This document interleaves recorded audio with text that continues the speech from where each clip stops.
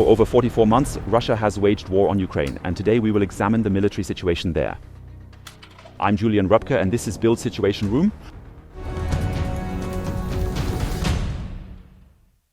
Today we're going to focus primarily on the decisive battle unfolding for Pokrovsk, the city which has been under continuous military attack by the Russian Federation for well over a year now.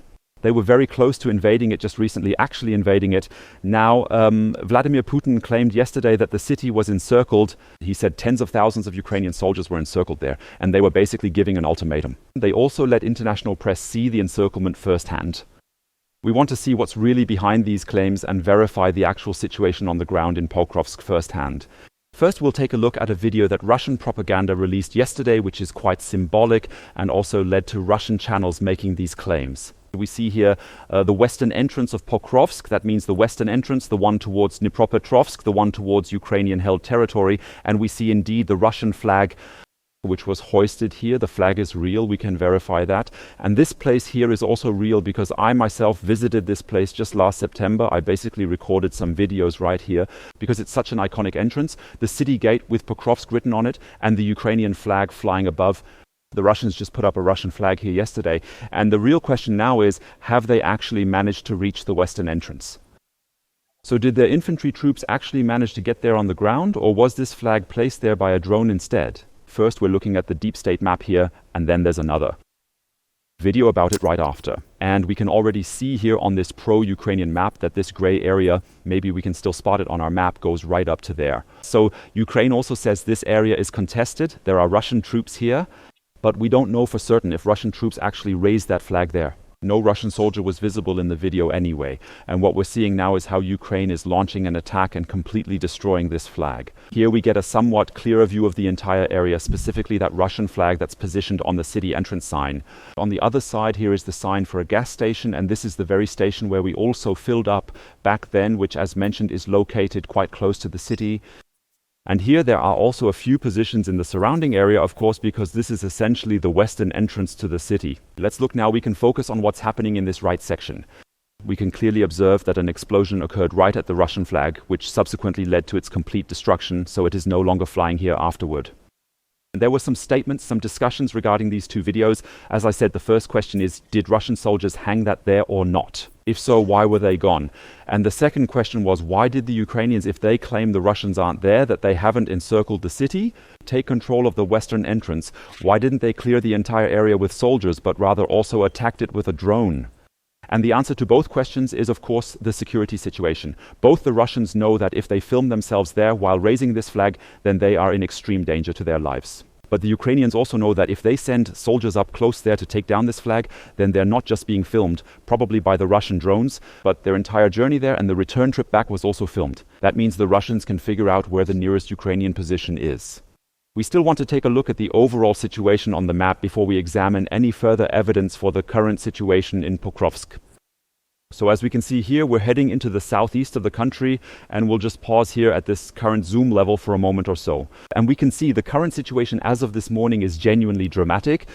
We see an encirclement of this twin city. Pokrovsk, formerly 65,000, Myrnohrad, formerly 41,000. Yes, a three-quarters encirclement, you could say, of this area. And we can see here, especially in this corner, this is 5 kilometers.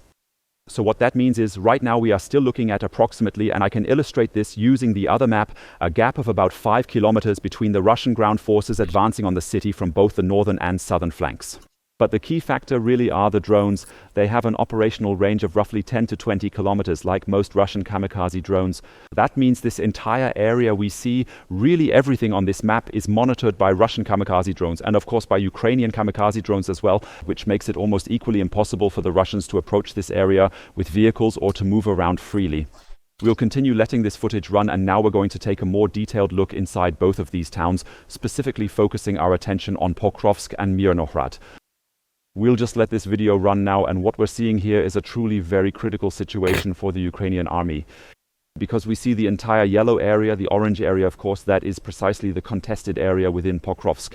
We see that by now, I would say 2/3 of the city are considered contested. Smaller parts of the city down here in the south are now already under Russian control. And what we just saw, as mentioned, was the furthest western exit. So this is the actual N32 road, I think it's called, heading directly towards Pavlohrad. So it's going in the direction of the next larger city in the Pokrovsk area. However, we can also see that the Russians have managed to establish themselves almost everywhere in the city center. So along these tracks here, and we'll see this in a moment, there are definitely Russian soldiers positioned in this specific area. This is really the absolute center of the city, and we can also see from these images here that some Russian soldiers have managed to walk through the entire city and have basically gained a foothold in the north as well. The idea is, of course, to actually achieve a real encirclement here, meaning not just an operational one, but also a physical, kinetic one on the ground. That hasn't happened yet. And we'll also look at the map. The situation in Myrnohrad is becoming increasingly critical. Of course, the Russians are focusing on Pokrovsk because they know that if Pokrovsk falls, Myrnohrad will also fall, as it would then be encircled, forcing the Ukrainians to either retreat or be surrounded. So the Russian focus is, of course, primarily on Pokrovsk, but Myrnohrad is also currently coming under attack as well. And we want to take a look at some additional videos, first from the center of Pokrovsk, where we can see how the Russian soldiers are proceeding there. And it's another war crime, you really have to call it that. What we've had captured on film here by a Russian drone, which quite clearly shows a Russian soldier in the very act of killing a Ukrainian soldier right in the very heart of the city center. So these are the railway tracks located in the northern third of the city, I would say, running essentially parallel and quite close alongside the main frontline positions in this sector, or Pokrovsk's northernmost third, cut off from the lower two-thirds. And we'll see here in just a moment, we of course have to pixelate this part of the footage because a Russian soldier is running directly at a Ukrainian soldier. The Ukrainian is already wounded, lying on the ground. The Russian goes up to him and shoots him again in the head and back to make sure that he is indeed dead. So we see here the Russian soldier. He moves closer to the Ukrainian man and shoots him once again. You then actually see in the video how the Ukrainian, after being hit, falls over. However, the crucial point is, of course, also the war crime that we're seeing, but it's also the overall situation. We are here in the center of Pokrovsk. We see that the Russians can move freely, that they have infantry on the ground. Yes, there are still Ukrainians, so the whole thing is rightfully orange and not red. Nevertheless, the Russians can operate here. Drones are also overhead coordinating the operation. The Russians naturally also have radios with them. That means they're almost as well positioned here as the Ukrainians right in the center of Pokrovsk, at least geographically in the center. It wasn't the main square, but geographically we're in Pokrovsk's center. Now we're going to take a look at additional footage that clearly demonstrates the Russians are actually active further north as well. And this is north of the railway lines in a residential and industrial area, a mixed one, as I said, in the northernmost part of Pokrovsk. That was them, the ones we just saw, basically that arrow that went up there. And here you can see it once more at the very last moment. I hope you can make it out. This here is the Russian soldier who's trying to take cover, and the Ukrainian drone is flying after him, attempting to strike him there. And these are actually areas very far north of Pokrovsk, so it is, you have to say, really not understandable when the Ukrainian army claims there are only a few. Isolated Russian sabotage groups here who would be operating here. No, the Russians have clearly taken control of large parts of Pokrovsk. And if these areas are shown in orange, that indicates that parts of these roads are held by the Russians, while other parts are held by the Ukrainians. However, you can't really speak of a united front here, of a real front, so to speak, where the Russians are on one side and the Ukrainians on the other in most parts of Pokrovsk anymore. We are now taking a look at another video that was filmed to the south of Pokrovsk. In this footage, we see a residential area with large apartment buildings. And what's particularly interesting to note is that this video was actually released by the Ukrainian side, specifically by the units that intercepted this particular transmission. It's a known fact that when the Russians operate their drones, when they are filming something, these signals are intercepted by both sides. So it's actually quite possible to monitor what the enemy is observing through their drone's perspective and then promptly get to cover in time. In this case, we can see residential buildings, including completely depopulated ones, destroyed residential buildings, attacked and destroyed by the Russian forces and are currently being filmed. And we are just about to witness how a Russian drone, specifically a small surveillance drone, moves in to approach its operator, who has taken shelter in this house here. So he has occupied this house together with his invasion-happy comrades from Russia. And we're now seeing how this drone is flying up to this house, and in the end we see the drone operator who is essentially waiting for them. So he is waiting for his own drone to retrieve it. Here we see him slowly and then proceeding to operate it once again. This is also where we see, first and foremost, this is the Russian soldier we are looking at. We can see he has taken off his uniform. He behaves like a civilian, which by the way is also a war crime. He is directly involved in combat operations and has dressed like a civilian.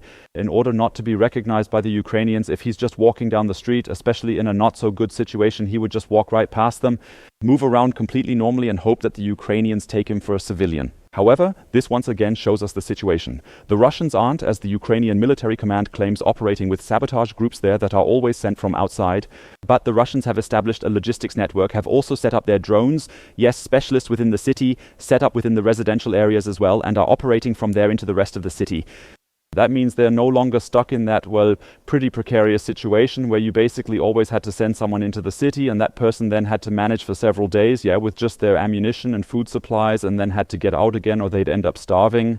No, the Russians have actually managed to set up their supply lines right there within Pokrovsk itself, and that's precisely the kind of logistical operation we're seeing in these videos. Now we'll take another quick look at the situation directly in Pokrovsk before we head to the neighboring city of Myrnohrad, because there too, as we mentioned earlier, the Russians are slowly trying, not as strongly, but still gradually attempting to gain ground.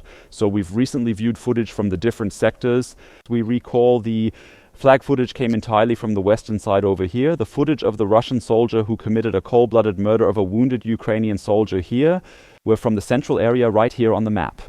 The additional footage of the completely bombed out houses where the Russian forces had taken shelter came from the northern sector. And the residential area we just saw, that's located right here on this particular map, one of those specific zones where, you actually had or still have a lot of large multi-story apartment buildings. We did, after all, have 65,000 people in this city. Next, we're looking at footage from the neighboring city, from Myrnohrad, and there too, the Ukrainian military command claims that a few days ago you have to be very clear about the leadership here because the soldiers on the ground say something else, namely the truth. The Ukrainian military command claims that they have the situation completely under control here, that they have killed all the Russians who were there. That's quite interesting. Yesterday, a Ukrainian army command first reported that the Russians are in the city and they are fighting them. Afterwards, they said it was a mistake. It wasn't true. The Russians aren't in the city. However, we from BILD also had contact with Ukrainian soldiers from a brigade there in Myrnohrad, and they clearly confirmed to us that the fighting is continuing and that they are fighting against the Russians in the city. We have the situation on one hand that Russian soldiers have already advanced into Myrnohrad from the northeast. For instance, Vyshneve was taken here with all the mines in between. They're now in the city, and we have more situations right down here. Sometimes our map provider needs some time to update their data. That hasn't been put on today's map yet. And right here we also saw a Russian tank attack in the last few days. But the actual fighting extended well past that specific area, as the clash simply progressed further down this roadway where the remaining military units continued their persistent engagement with one another, who arrived with their tanks and off-road vehicles. But this morning, we saw more footage that shows us, and we can already glimpse it, there was definitely a period of time that elapsed between the vehicles arriving and their explosion. That means the Russian soldiers successfully established a foothold and actually pushed their way further into Myrnohrad. Let's watch the video and see once more how the Russians used this extremely bad weather to their advantage. That also needs brief explanation. Perhaps these recordings we're seeing here. We see Myrnohrad back there, basically the front line, similar large buildings with about 8 floors. We're looking at the defenses here. These are the dragon's teeth that have been set up on both sides. That means the Ukrainians tried to defend the city limits directly. And now we see here at the end of this road coming from the south, there's a Russian tank and it's approaching the city from that position. The concept, as is always the case with the Russians, is essentially a one-way street. It's not about getting people or even the vehicles back. Instead, you drive toward the objective, drops off the infantry there, and if the vehicle is lost in the process, which it is again in this case, then the Russian planners are satisfied with that. Because they are planning for extremely high losses on their own side. We are now seeing the approach of a first drone, and here again we can see quite clearly what we just had, which is the dragon's teeth on both sides. So this means the Ukrainian plan has succeeded. Their intention was to force the Russians to take precisely this one route, and only this route, so they would then know where you need to attack them, where you should position your kamikaze drones. But we see the sky is extremely dark, the weather is bad, it's raining, and that of course makes it very difficult for the drones. And at this moment, you can sort of see what I talked about earlier, specifically that the Russian soldiers are now beginning to move away from their vehicles in this area. We're seeing that right at the beginning now. Or rather, we've pixelated the whole thing a bit here because that's the Russian vehicle we saw. This down here is the facade of the buildings, and here we can pretty much see the Russian troops. They're moving from that point in this direction and then trying to establish their positions inside the buildings. They're coming under attack, yeah. Some of them get killed instantly, practically while they're still in the process of getting out of the vehicle. Now we see it here too. The drone narrowly escapes. This is the full explosion of the armored vehicle below. However, and this is the crucial point, the Russian soldiers, here we see it again, the Russian soldiers who were inside partly survived. Approximately 5 to 10 of them, and they then proceeded to run further in the direction of the city. And that clearly was where no Ukrainian defenders were. That means the Ukrainians are trying to monitor it from the air, but they don't have their own soldiers at every city entrance to stop the Russians on the ground. We also see that other vehicles were used. Some had been stopped before they reached the city.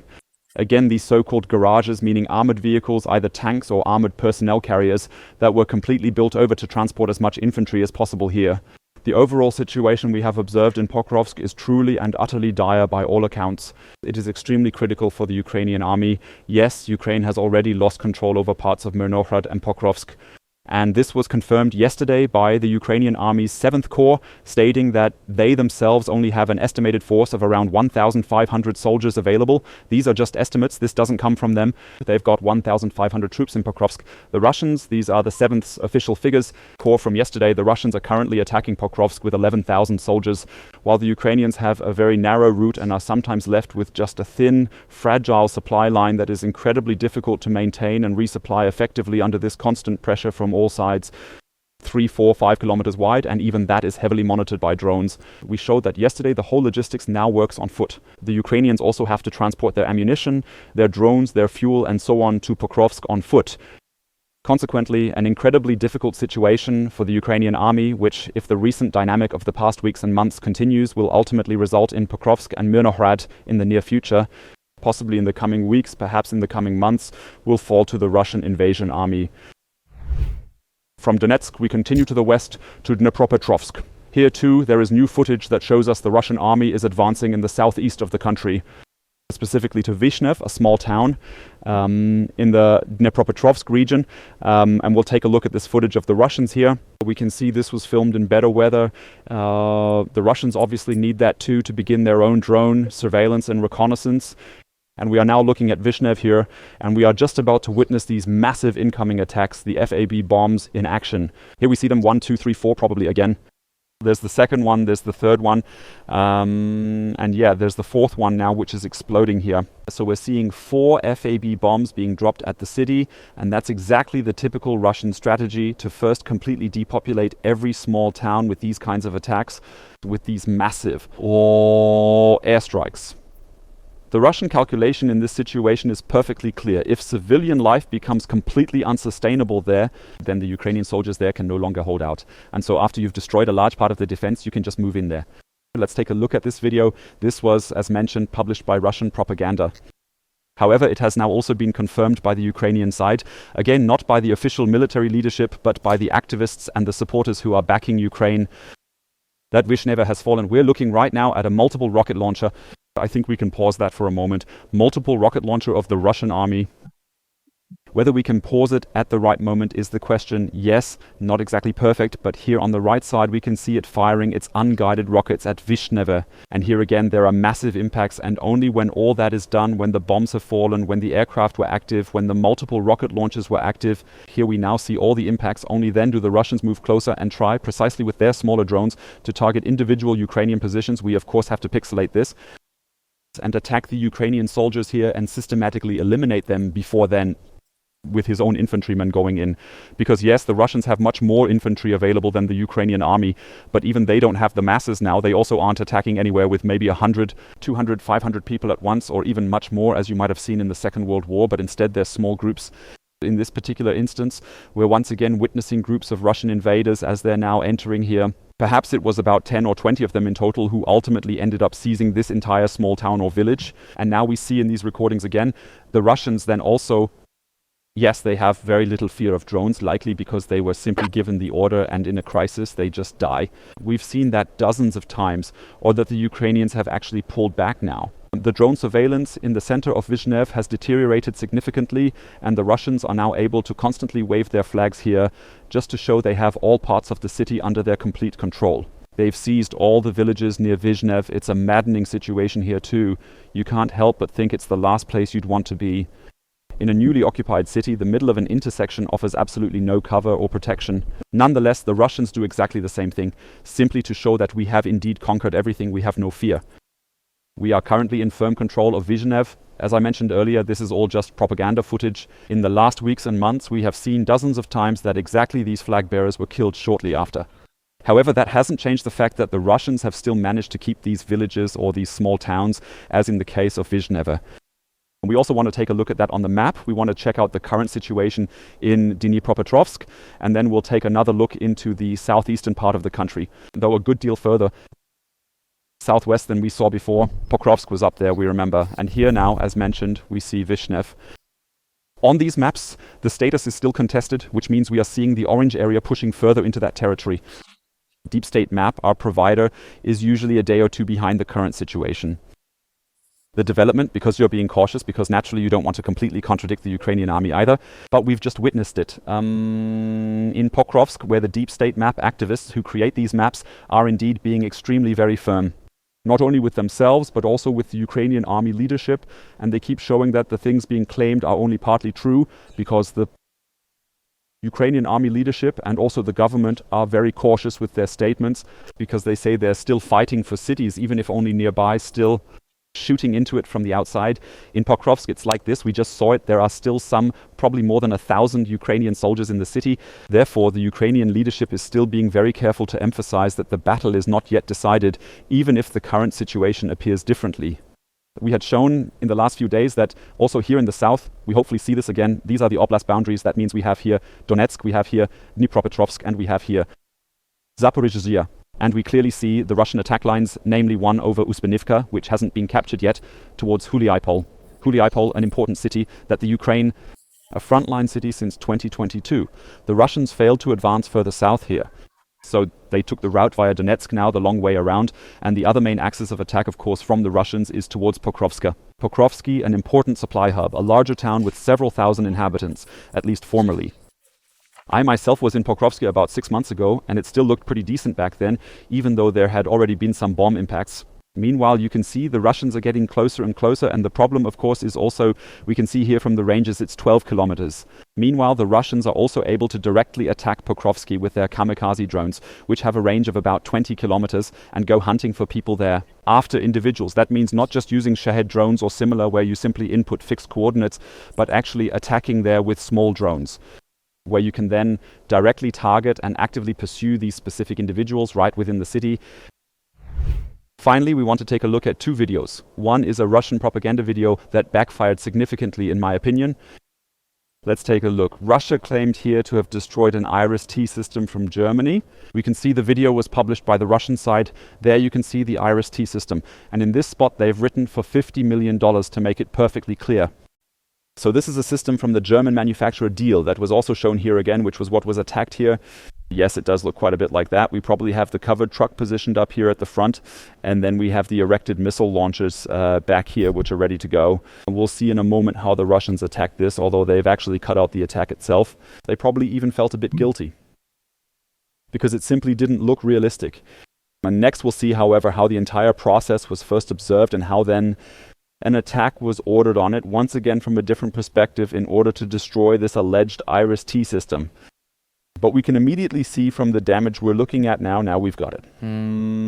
This is obviously not a real system we're seeing here, specifically right down there. So the point of impact for your drone was likely right up front, however, without triggering any fire, without causing any residue traces there. Also all these rockets we have in here, yeah, right where the real explosion potential is, you know. In each of these devices, there too, we have absolutely no damage whatsoever. That means we're not dealing with a real system here. They're even kindly zooming in again to really show us that what we're looking at is actually just a simple and basic piece of plywood, but rather with a mock-up. And we've shown the whole thing again at the end in a small photo where you can see how these systems are built. They're not exactly cheap, costing several thousand euros each, but certainly not 50 million euros in total. And here it is again. This is how the replicas of the German IRIS-T systems are built, and there are dozens of them, which are distributed all over Ukraine to, precisely enable attacks like the ones we just saw from the Russians, to find out what the Russians can actually see, where are their surveillance drones, and how far inland do the attacks subsequently go. However, the whole thing here is a decoy, clearly visible in the Russian video. Thank God none of those extremely rare and prohibitively expensive German systems sustained any damage in this incident. Finally, we'd like to take a look at another situation also from the immediate area around Pokrovsk. which isn't directly connected with it, and it's not so much about the strategic value, but rather to demonstrate how fiber optic drones have rendered even bunker systems completely unsafe, no longer offering any real protection whatsoever in these scenarios. Because fiber optic drones, being completely independent of the horizon and completely independent of radio communication due to the cable they trail behind them, can go very deep and can even fly directly into bunker complexes. We are now looking at a Ukrainian drone from the Signum group, and this drone is carrying out an attack on a Russian position that was dug out underneath a railroad crossing.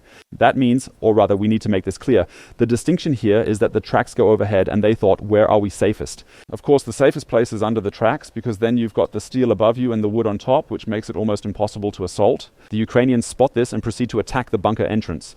The first drone flies directly into the opening to destroy that door and the curtain, while the second drone is likely positioned to follow up immediately after the first one's explosion to maximize the damage. Whether that's it's hard to make out, but on the right are the rails, and the second drone then flies the same route, but by now that bunker entrance has been opened, and it's now flying deep into the bunker. Here again, relatively easy to see on top, that's the track bed. The drone is now flying into the recently destroyed entrance and heading deep into the bunker. And it successfully manages to penetrate deep into the bunker's interior, continuing its flight despite the intense and panicked defensive gunfire coming from the Russian soldiers inside. So this is the Russian soldier attempting to fend off the drone. He doesn't succeed at it. The drone flies many meters into this bunker and then explodes in the center. And we see that from the second perspective. So the explosion is located directly under the rail bed. I think I can show that very briefly exactly here. We can take a look at it. Here's the entrance to the bunker where the drone went down. It flew all the way in up to about this spot here. And we can see the rails quite clearly over here now. So the Ukrainians actually managed to penetrate deep into the bunker using this fiber optic guided drone, thereby successfully striking the Russian position here, which was considered safe, and destroyed it. This shows how fiber optic guided drones are changing the face of this war. Of course, this applies to both sides. That always has to be clearly stated, but it also demonstrates how the Russian invaders can no longer feel secure even in their own protected positions.